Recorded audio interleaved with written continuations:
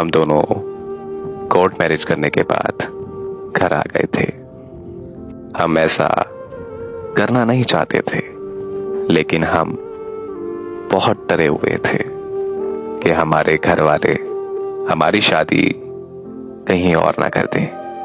फिर मेरे शौहर बाहर मुल्क चले गए। मुझे बोला कि तुम्हें वहां जाकर बुला लूंगा। ये बात सुनकर मुझे थोड़ी तसल्ली हुई और मैंने उन्हें इजाजत दे दी। कुछ वक्त गुजरा तो हमें उसके घर से उसकी शादी का कार्ड मौसूल हुआ। वो कार्ड देखते ही मेरे पैरों तले जमीन निकल गई। मैंने वहीं रोना शुरू कर दिया। मैंने फौरन उसे कॉल की तो वो अभी बाहर ही था, और जब उससे पूछा तो वो कहने लगा कि मेरे घर वाले चाहते हैं तो मुझे करनी ही पड़ेगी। मैंने बोला ठीक है, उसे हमारे बारे में बता दो। अगर उसे कोई एतराज नहीं तो फिर मुझे भी कोई एतराज नहीं। दिल पर पत्थर रखते हुए मैंने उसे बोला, बस मुझे मेरे हकूक देते रहना।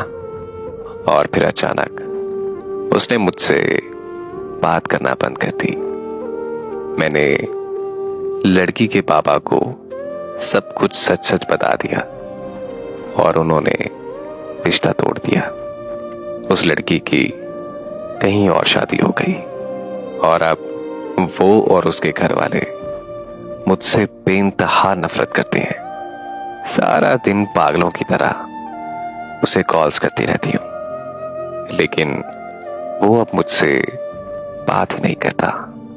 बहुत तकलीफ होती थी मुझे, बहुत ज्यादा रोती थी मैं, और आखिर एक दिन उसने मुझे तलाक भेज दी। उस दिन मैं मुकम्मल टूट गई थी। आज मैं अपना कसूर तलाश करती हूं कि आखिर मेरी गलती क्या थी।